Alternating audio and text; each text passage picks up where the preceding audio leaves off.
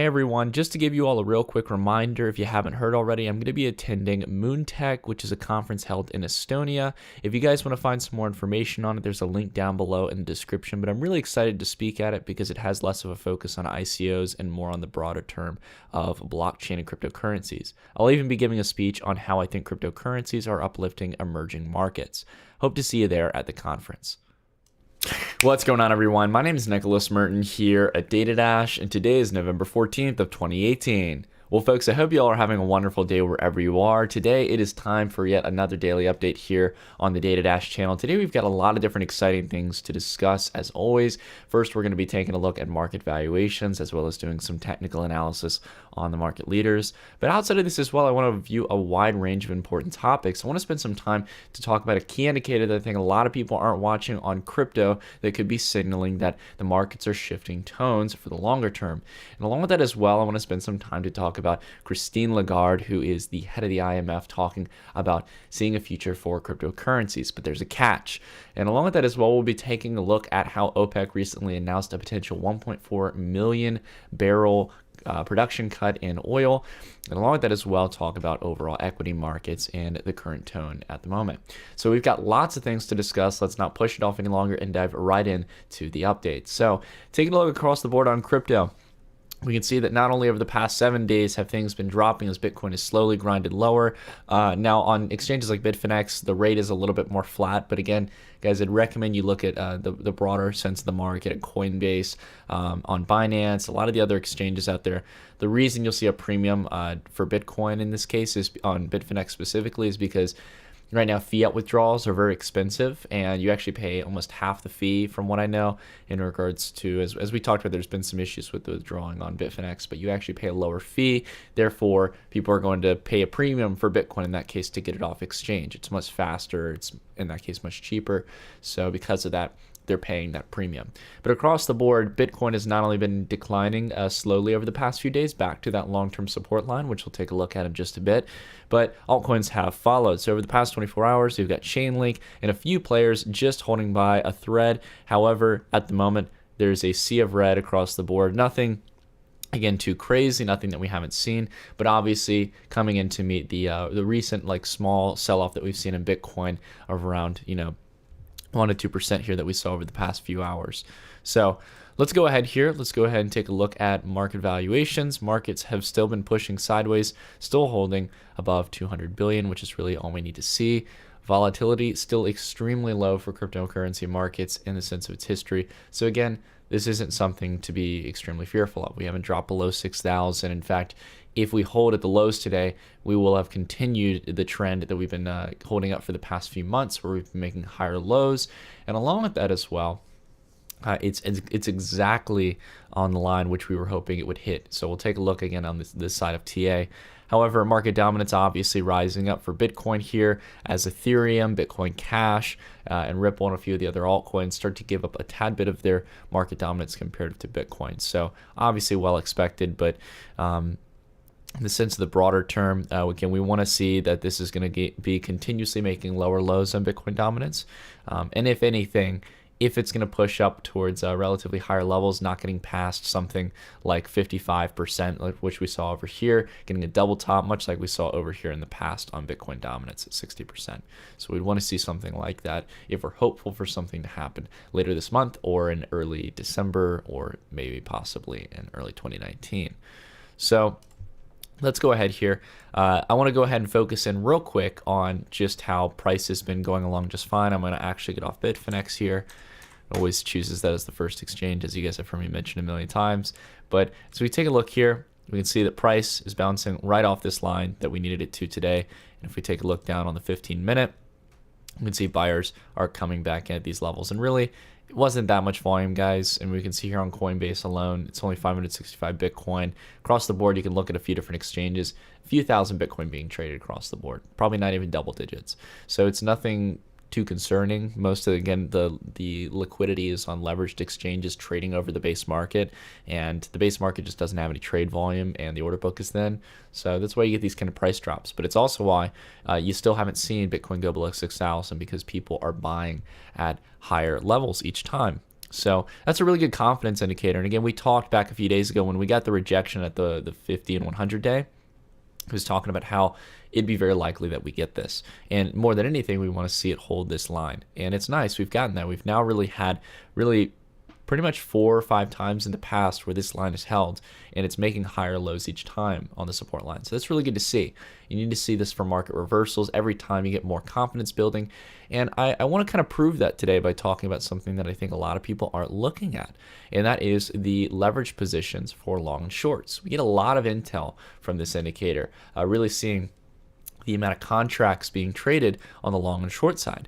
And if we take a look, we'll take a look at Bitfinex first, and then we'll obviously not just simply look at Bitfinex, but we can take a look here at the BTC USD longs. Longs are still kind of holding around where they've been for the past month in October. In fact, they've actually been making a few decent levels of gains over the past few weeks. Nothing too serious or significant. In fact, longs haven't moved too much overall. I'm not so much interested in the long contracts. I am interested that they're holding their levels, if anything, that they're gaining. But what I'm very much interested in is the shift in shorts. If we take a look, the massive depletion, we even haven't had any mass liquidation. The price hasn't leaped up or anything like that, but the amount of contracts trading on the short side have dropped to practically half of what they were back in September and roughly half about what they were back in October.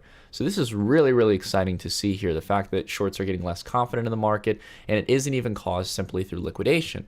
In this case, shorts are starting to realize, okay, as we step into November, December, and January, whether it's this month or the next month, we're stepping into a time period where backed is just on the horizon. We've got possibly Ethereum futures contracts, potentially one of the 2 Bitcoin ETF proposals coming into fruition. Again, it's a game of cat and mouse at this point. Longs and shorts are quite in a neutral ballpark. If a lot of things go wrong with some of the catalysts that we're looking for, yeah, markets could drag below and we could see Bitcoin go below 6,000. But at the moment, shorts are back towards a level where they're not that confident. And it's not just on Bitfinex. I know a lot of people would probably say, well, with people being concerned about Bitfinex and its solvency in this case, with the the higher fees and everything like that, wouldn't they be moving over to BitMEX? Well, we can pull up the statistics here. And even on BitMEX, we have seen a massive shift just back from October 19th here at the peak here for shorts, where shorts have gone from being 62% of contract positions all the way up to, all the way down to 44.5%. And longs have taken the dominance in this case. And it's not enough to where I'm sensing that longs are getting overconfident in this market. Prices have been making higher lows, and with that, you start to see a shift in the market. People start getting a little bit on edge. Traders can spot when momentum in price is forming to a certain direction. It doesn't take that much to see that higher lows is showing that, buyers are coming in at higher prices when Bitcoin takes a dip. And in that case, we're starting to see investors get a little bit more, a little less greedy on wanting a lower price and actually a little more eager to hopefully see Bitcoin make higher levels. So it's very fascinating to see this shift. I think a lot of people haven't been talking about the shift on BitMEX as well as Bitfinex and a lot of the other leverage platforms. And I think it's where we have to watch. There's a lot of great information you can get from it, but it can also tell us as well, to be fair, if longs are getting way too overconfident and that there could be very well a liquidation, or in this case, the opposite of a short squeeze in this case, on a lot of longs. So again, keep an eye on this. See what happens over the next few weeks here. Again, we've got some catalysts on the horizon, guy. We don't want to push things too fast, but I am very, very happy to see a nice steady change really over the past month alone from longs to shorts. So definitely keep an eye on this if this continues to hold, if not grow over time. And going across the board here, we'll talk about a few of the altcoins, guys. Ethereum sadly did not hold on the 50-day. It looks like Ethereum is going to continue to test this support line at 3 million Satoshis. I didn't actually realize until the other day that this was the area that it really held around, even though it dipped slightly below for about a day, was around 3 million Satoshis in this case. And it's good to see Ethereum holding a level like that. If it can continue to hold that low and eventually break out of the descending triangle here and have the 50 and 100 day very close by to break through. Again, it's going to provide a lot of room for Ethereum to potentially rally. And again, we're hoping for Ethereum futures contracts if that's the case. So we've got a lot of room to potentially make up here. XRP, BTC. Let's go ahead and take a look at it. Sorry, I'm having a problem typing on my keyboard. Going on here with XRP, still holding very resiliently. Now, I want to clarify something. My last video or my last daily update was titled XRP and Ethereum are generally kind of holding strength, and can other altcoins follow? And someone had pointed out in the comments, and I just wanted to clarify on it because, as always, I read my comments, guys. I try to answer as much questions as I can. When it comes to XRP, the reason why I really think XRP, as much as you guys know, I haven't been the biggest fan of XRP or Ripple in the past. I have my criticism of the banking system, and it just feels kind of off for me to be supportive of it. Nonetheless, I'm not going to doubt when there's a good trade in the market. I'm not going to doubt when something's performing well. And so far, XRP is one of the few altcoins right now that is holding above its 50, 100, and 200-day moving average. So I got to give it to him. It really is holding strong at the moment. And so long as it continues to hold above these moving averages, when the markets pick up, XRP could very well try to attempt at reacting the same way it did in the past if there's enough liquidity and enough hype. And we've seen, again, even in the early part of 2017, we've seen the same pattern. It doesn't need a massive amount of liquidity. We don't need a December type rally to really get that. It's simply just a matter of short-term hype and a lot of investors getting in and hopefully wanting to see it commit the same exact price action. I don't know if it'll see the same highs as the past, but we'll have to see if they have enough catalyst at the time for XRapid. Going on, however, I want to talk about Bitcoin Cash. Now, some of you have been asking me to do a video on the Bitcoin Cash hard fork coming up soon. Look, guys, I have been doing my research on it. I'm going to see if I can still do a video by this week. The fork is going to be sometime tomorrow, from what my knowledge is, in regards to the countdown for the hard fork. But I got to tell you all, it's just a heaping mess from what I can see. A lot of stupid conflict, I'd say. Not so much on a debate on the future of Bitcoin. There is some major differences between Bitcoin SV, as well as the other Bitcoin version, which is more supported by Jihan Wu and Roger Ver, versus I'm trying to think, was it Craig Wright, for example, or Fake Satoshi in this case. There's some interesting videos I can point you guys to that I've actually gone through and watched myself. And if you guys are interested in that, I'll leave them down in the comments down below. But at the moment, I'm staying far away from Bitcoin Cash. It looks like the trade is done. The trade was riding from here to here. Don't get caught in seeing how this turns out, guys, because things could get very, very nasty when this shift in hash rate really comes into effect with a hard fork. So, again, I think it's a little click of the crypto community. For those of you who liked Bitcoin Cash for its fundamentals, guys, this is really the issue with a fork. This is why I don't see forks working. You have perpetual forks, and even Roger Ver was talking about this on his channel as a recent. It's not that I don't like big blocks. It's not that I don't see a future for scaling Bitcoin on chain, but that's the concern that I have. So anyways, I rambled enough, guys. Going on here, there was one topic that people were wanting me to cover, one player, which is Lumens, and this was someone in the comments wanted me to cover after I talked about XRP. And I think it is very true. Lumens has actually done quite nice. It's gotten out of its wedge here. It's a matter of waiting for the moving averages to come up and find support on them. And I'm definitely keeping an eye on Lumens for going into the next potential altcoin cycle. This has been one I was trading a while ago. I made a small profit on, but got out. I didn't really do too much trading on it. But again, keep an eye on Lumens. I think it's an interesting player here at these levels. So next time I want to spend a little bit of time to talk about the IMF chief Christine Lagarde's opinion on digital currencies and what it seems to be on the surface as a positive opinion over cryptocurrencies. But again, as I mentioned earlier, there is going to be a catch to this, and I'm going to spend some time obviously ranting on it. Now, Christine Lagarde, for those of you who don't know, she is the chief of the IMF, and the IMF is a massive financial institution. If you kind of want to view things like a pyramid in a case of power structure, you basically would have the BIS at top, and then you have the IMF and the World Bank. They are massively important institutions on the grand scheme of things. And as much as I say I'm important, I have a lot of criticisms of the IMF. They basically deal with helping predominantly emerging markets, but a wide variety of markets across the world, dealing with either debt crises, currency crises, or geopolitical crises, and also help developing economies develop further.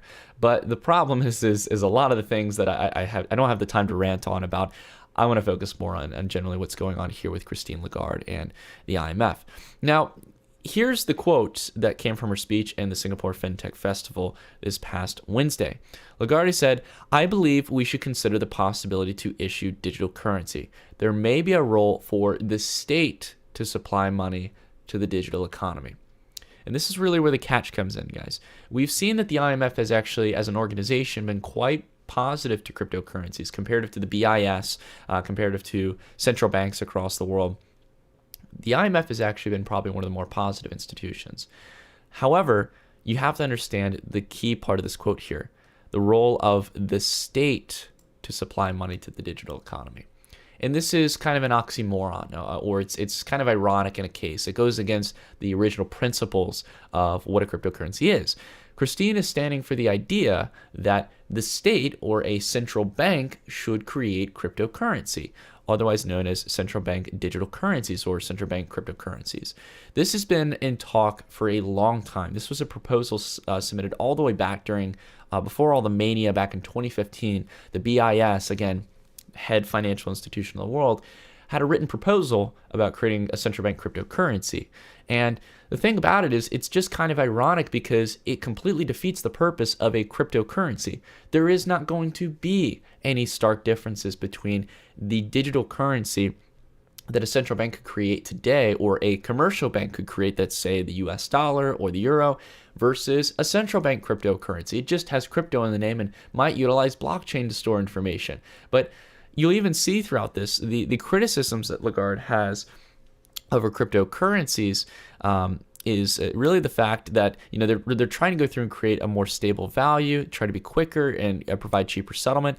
However, she says that they are the least attractive option. The IMF has kind of come to the conclusion that they're the least attractive option. And they talk about how there's current technological limitations, and they talk about a lack of scalability, and they talk about a lack of ease of use.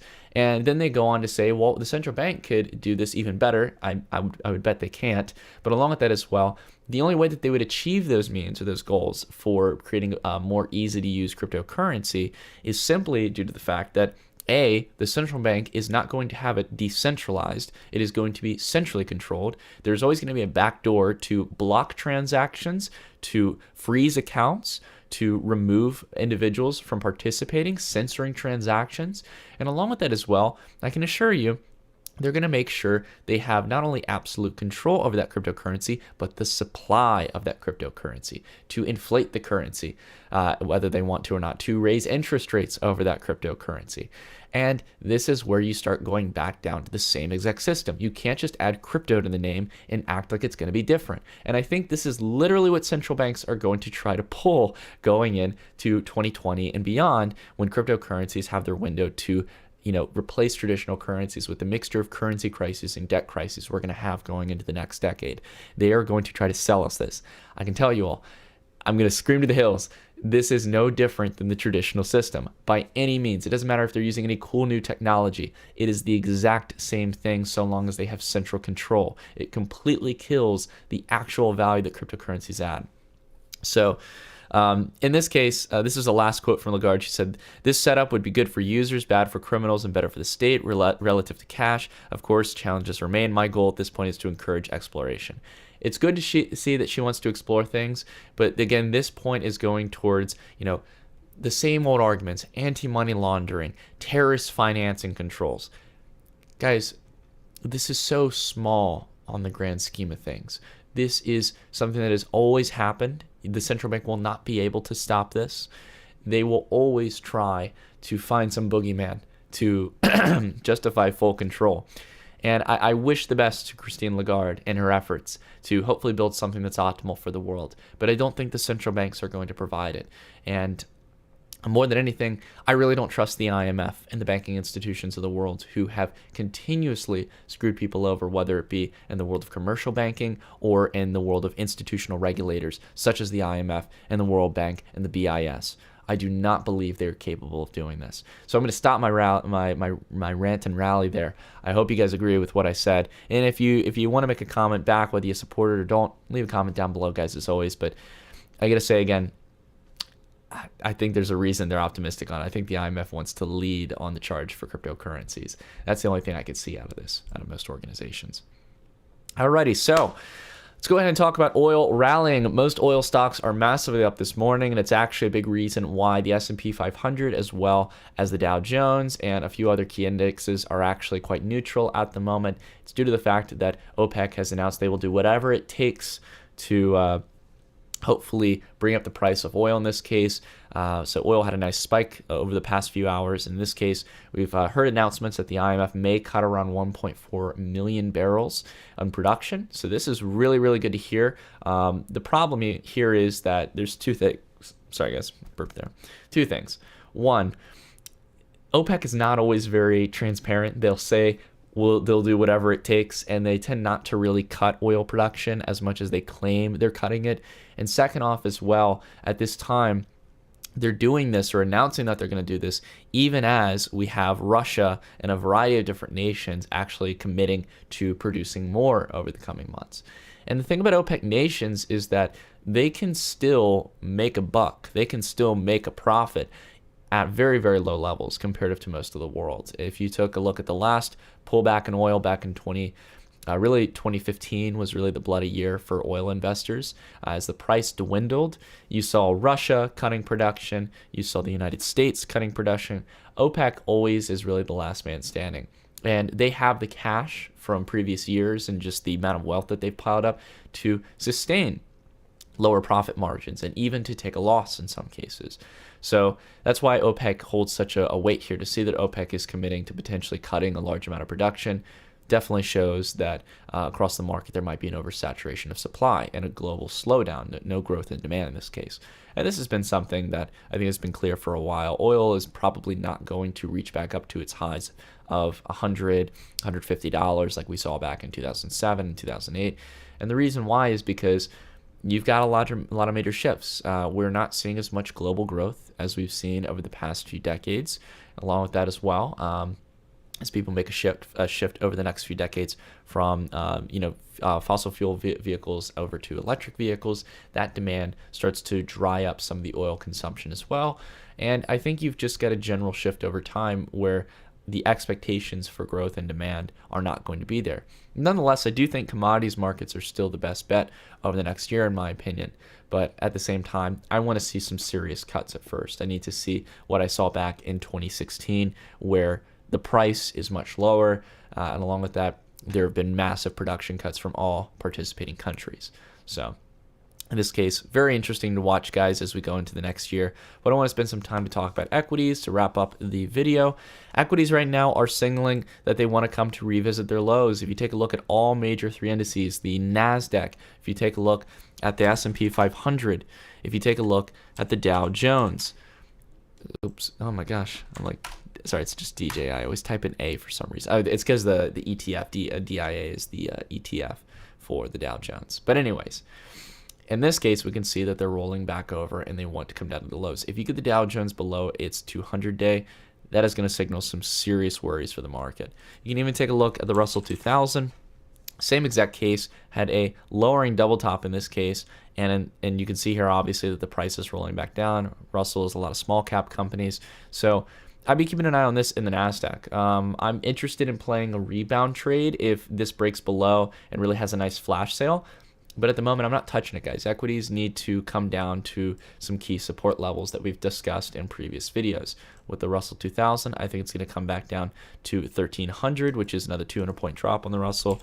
S&P 500, very likely for it to come back down in the grand scheme of things, down to 2,300. This is going to be more of a longer-term downtrend, but I do see it potentially gaining some support down here around 2,500 points. This is where I would probably see it drop if we got that same drop on the Russell.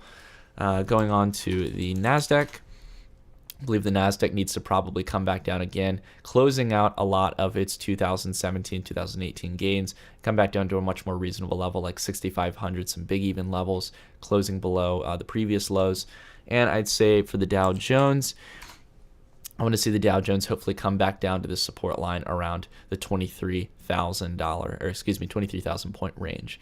And I think that would be a nice decline from its highs. But in the longer term, guys, I think we're still setting up for a longer term grind to the downside. That's just the last, the last area that I'm going to be potentially looking for any hope for a rebound trade on equities. And from there on out, I think it's going to continue to decline. And going on, let's go ahead and take a look at commodities because we haven't taken a look at gold and silver for a while. Gold losing a lot of its gains over the past few days with equities making a decent rebound. I do like, however, that gold's still holding above 1200. You want to see this, and you want to see it continue to scoop here and hopefully build up momentum and get back above those moving averages. Silver, however, is going to be my play. I like silver down here. It's definitely still holding around $14 in this case. But if you start to see a breach, a serious breach lower, if commodities still break lower, I would wait till about 1350 to reach the lows back here that we saw back in December of 2015.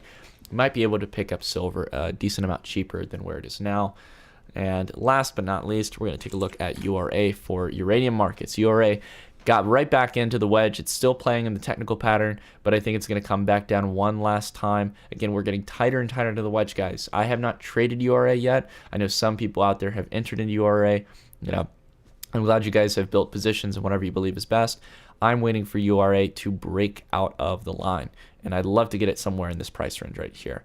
And with commodities hopefully doing well in 2019, we're setting up right here to enter into 2019 as we exit the wedge or the descending triangle that we've had over time. So I'm really excited. I'm waiting patiently. Can't wait to see what commodities do going into 2019. So not much has changed in that regard. Not much has changed in equity markets. Things are still on edge. Commodities looking like they might be setting up for something good going into 2019. And cryptocurrencies, as always, still remaining less volatile than equity markets. No, I'm just kidding, guys. But anyways, that's it for the video. Thank you all so much for watching. If I missed anything in this video, please leave it down in the comments down below. But as always, I hope you all are having a wonderful day, and I'll see you all in the next video. Stay tuned.